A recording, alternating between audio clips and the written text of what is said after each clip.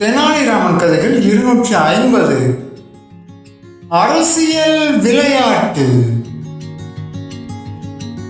விஜயநகர பேரரசர் கிருஷ்ணதேவராயரின் அரசவையில் ஒரு முறை அமைச்சர்கள் அனைவரும் ஒன்று கூடி தெனாலிராமனுக்கு வழங்கப்பட்டு வரும் முக்கியத்துவத்தை குறைக்க ஒரு திட்டத்தை தீட்டினார்கள்.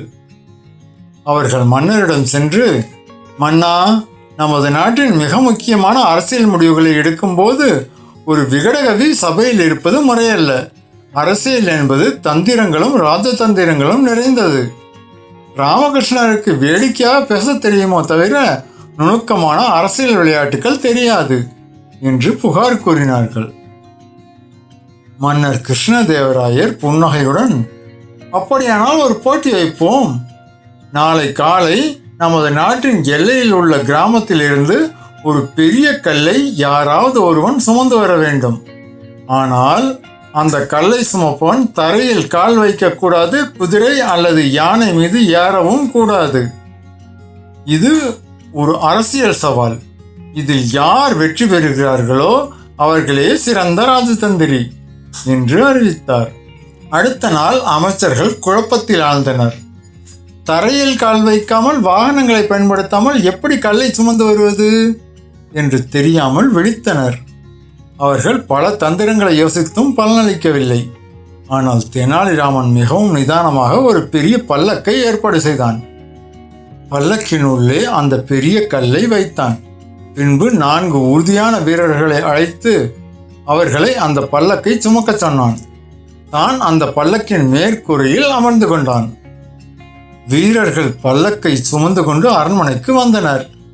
தெனாலிராமன் பல்லக்கின் மேலிருந்து குதித்து மன்னரை வணங்கினான். மன்னா, நான் தரையில் கால் வைக்கவில்லை, குதிரை மீதும் ஏறவில்லை, ஆனால் கல்லை சுமந்து வந்து விட்டேன் என்றான். அமைச்சர்கள் கோபமடைந்து, இது ஏமாற்று வேலை, வீரர்கள் தானே சுமந்து வந்தார்கள் என்று கூச்சலிட்டனர். அதற்கு தெனாலிராமன் அமைதியாக, இதுதான் மன்னா அரசியல் விளையாட்டு. ஒரு சிறந்த அரசியல்வாதி என்பவன் எதையும் தானே செய்ய தேவையில்லை.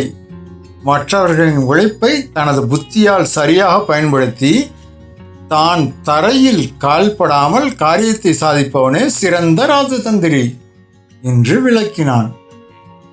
அமைச்சர்கள் தங்கள் தவறை உணர்ந்து வாயடைத்து போயினர்.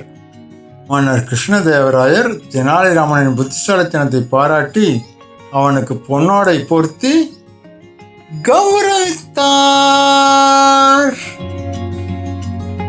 நீதி. புத்திசாலித்தனமான திட்டமிடல் கடினமான காரியத்தையும் எளிதாக்கும். அதுவே அரசியல் அடிப்படை. மக்களே, உங்களுக்கு பிடித்த தலைப்பை கமெண்ட்ல சொல்லிட்டு போங்க. நாளைக்கு அந்த தலைப்பில் தெனாலிராமன் கதை வரும். அதுக்கு முன்னாடி இந்த சேனலுக்கு சப்ஸ்கிரைப் பண்ணுங்க, லைக் பண்ணுங்க, கமெண்ட் பண்ணுங்க.